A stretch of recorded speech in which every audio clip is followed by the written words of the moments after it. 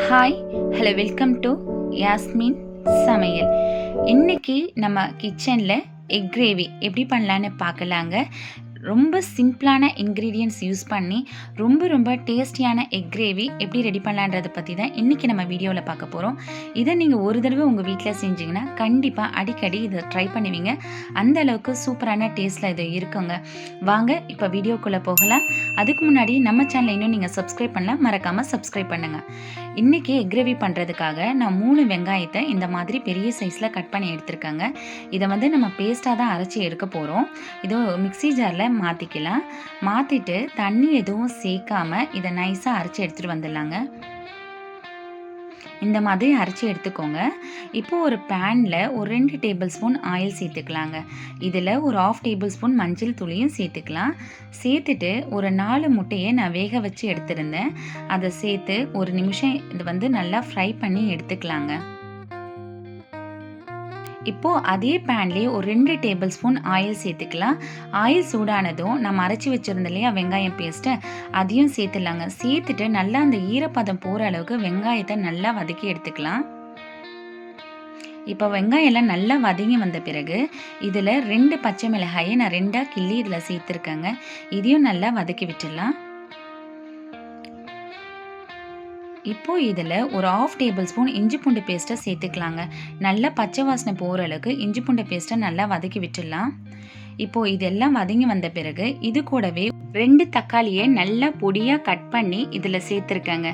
சேர்த்துட்டு நல்லா தக்காளி மேஷ் ஆகிற அளவுக்கு வதக்கி விட்டுடலாம். இப்போது தக்காளி எல்லாம் நல்லா வதங்கி வந்திருக்குங்க. இப்போது இதில் ஒரு 1/2 டேபிள் ஸ்பூன் மஞ்சள் தூள், ஒரு 1/2 டேபிள் ஸ்பூன் மிளகாய் தூள், 1/2 டேபிள் ஸ்பூன் மல்லித்தூள், 1 டேபிள் ஸ்பூன் சீரகத்தூள், ஒரு 1/2 table spoon பெருஞ்சீரகத்தூள், 1 table spoon garam masala, இது எல்லாத்தையும் சேர்த்துடலாங்க. கடைசியாக இது கூட ஒரு 2 டேபிள் ஸ்பூன் தயிரையும் சேர்த்துக்கலாம். தயிர் சேர்த்துக்கோங்க. ரொம்ப டேஸ்ட் நல்லா இருக்கும். ஏன்னா நம்ம இதில் பச்சை மிளகாய், மிளகுத்தூள், மிளகாய் எல்லாத்தையும் சேர்த்துருக்கோங்க. இது எல்லாம் நல்லா மிக்ஸ் ஆகி வதங்கி வந்த பிறகு கடைசியாக தேவையான அளவு உப்பையும் சேர்த்துக்கலாம். சேர்த்துட்டு மறுபடியும் எல்லாத்தையும் ஒரு தடவை மிக்ஸ் பண்ணி விட்டுடலாங்க. இப்போது இதில் நம்ம தண்ணி சேர்த்துக்கலாம். நான் ஒரு 1/2 டம்ளர் அளவுக்கு தண்ணி சேர்த்துருக்கேங்க. உங்களுக்கு எந்த அளவுக்கு தேவையோ அந்த அளவுக்கு நீங்கள் சேர்த்துக்கோங்க. இப்போ இதை மூடி ஒரு 10 நிமிஷம் நல்லா கொதிக்க விட்டுடலாம்.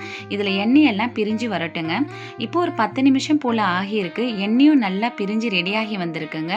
இப்போது இந்த ஸ்டேஜில் நம்ம 1 டேபிள் ஸ்பூன் மிளகுத்தூளியும் சேர்த்துக்கலாங்க. ஏன்னா முட்டைக்கு மிளகுத்தூள் சேர்த்து நம்ம குக் பண்ணும்போது ரொம்பவே டேஸ்ட் நல்லா இருக்குங்க. அதனால் கண்டிப்பாக கொஞ்சம் மிளகுத்தூளியும் சேர்த்துக்கோங்க. இப்போ எல்லாம் நல்லா கலந்து விட்டுடலாம். இப்போது இதில் நம்ம வேக வச்சோம் இல்லையா முட்டை, அதையும் சேர்த்துடலாம். சேர்த்துட்டு நல்லா முட்டையை மசாலா எல்லாம் மிக்ஸ் ஆகிற மாதிரி கலந்து விட்டுடுங்க. இப்போது இதை மறுபடியும் மூடி ஒரு 3 நிமிஷம் குக் பண்ணி எடுத்துக்கலாம். இப்போ ஒரு 3 நிமிஷம் போல் ஆகியிருக்குங்க. அவ்வளோதான், நம்மளுடைய முட்டை கிரேவி சூப்பராகவே ரெடியாக இருக்குது. கடைசியாக இதில் கொஞ்சம் கொத்தமல்லி இலைகளையும் தூவிக்கலாங்க. அவ்வளோதான், நம்மளுடைய வீட்டிலே இருந்த சிம்பிளான இன்க்ரீடியன்ட்ஸ் யூஸ் பண்ணி ரொம்பவே டேஸ்டியான எக் கிரேவி நம்ம ஈஸியாகவே ரெடி பண்ணிட்டோங்க.